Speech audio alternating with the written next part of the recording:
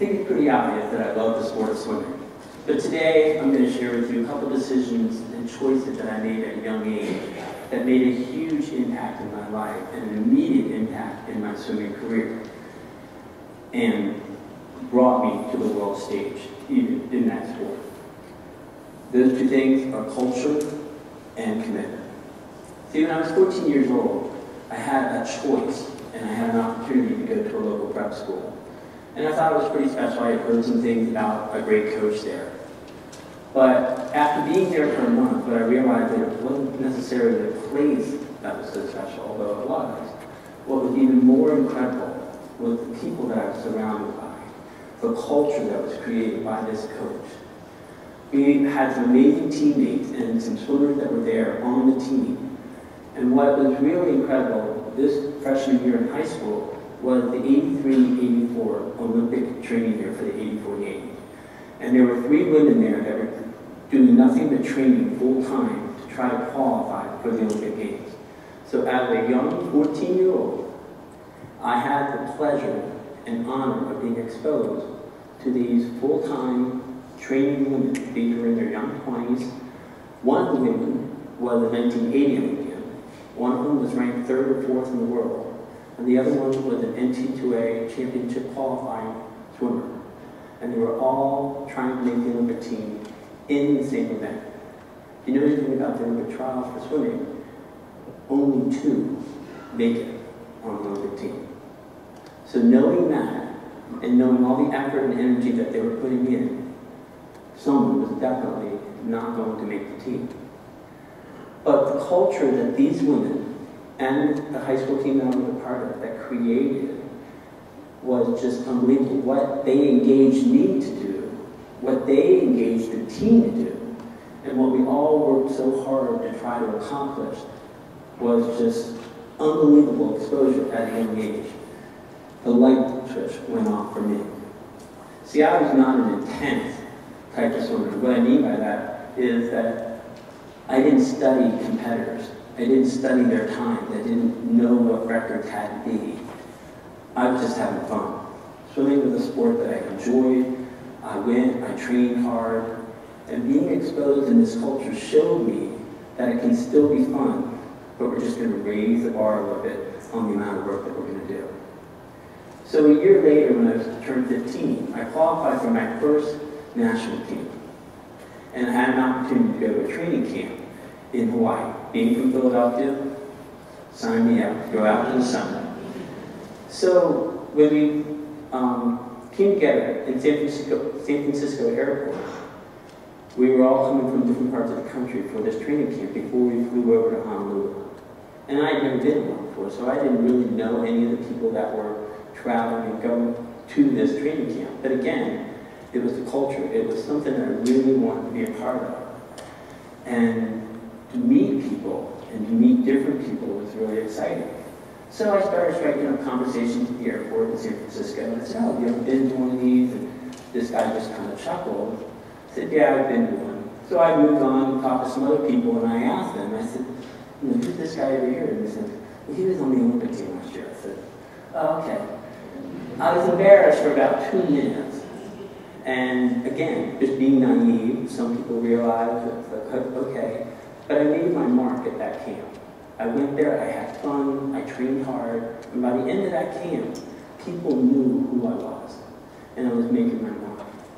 So I was very naive, but I committed. That's the second part. I committed to the sport, and I committed to doing work, I committed. You can't just show up. Showing up does not take care of business, but I committed without being intense, and that was a great thing. A couple years later, I qualified, and I've moved up the ranks at this point. I qualified for a national team that was going to Australia. And at this point, I was ranked as the top American in my event. And again, I'm just having fun, swimming, competing. I start to get to know little names from competing against people and whatnot, but I'm still just having a good time. I'm not worrying about it. I'm just racing and going fast. So when I go down to Australia, and then I'm learning from other people. They're telling me that I'm racing again, the 84 Olympian. and other fast people from around the world at this meeting. I'm like, okay, whatever. I'm still just doing my thing. I'm just going to race and have fun. And I did just that. But what I didn't realize is the impact that when I finished that race at night and I was first, I turned around and I looked at the scoreboard and there was a WR next to my name. I didn't even know what the world record was before I said it. So let's take a look at what that looks like.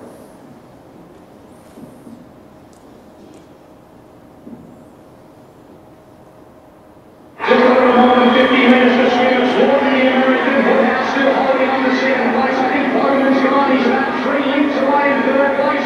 Wharton, the time of 3:47.60. 50 minutes to swim for the American. Yes, the crowd going wild. They know what's going on. And Wharton has only got to come home in about just under 30 seconds. He's right on target. Here comes Alex Bowman. Rob Woodhouse is right there too. Oh, what a sensational race this is. It's the American. Wharton has going to go on and win it. Second place being held by Woodhouse. Bowman will touch in third. But might be a world record. Watch the clock.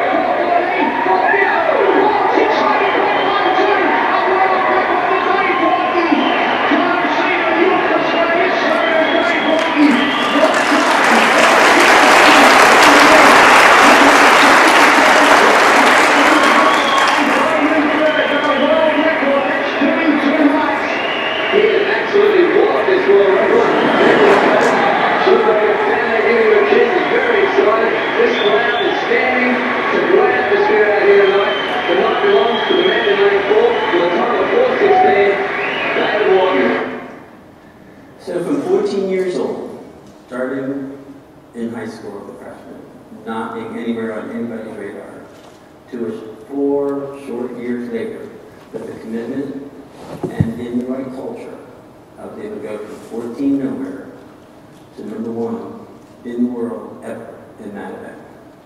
And all in between was a lot of work and a huge commitment of time.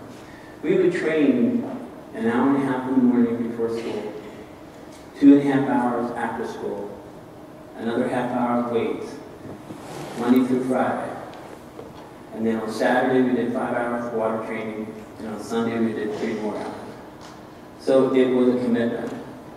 But with experiences like that, the commitment is worth it. So you saw my coach hug me at the end of that race. Huge influence in my life, obviously, and inspired me to continue to coach and to work with people and to see what I could raise them to do. And I look out in the audience now, and I know every one of you has a passion, because swimming was my passion. So I know that you all have a passion. So my question to you and my challenge to you is, if you have a passion and you surround yourself with people that are like you and want to do the same thing, and you commit to that passion, what do you think you could raise your bar to? Thank you very much.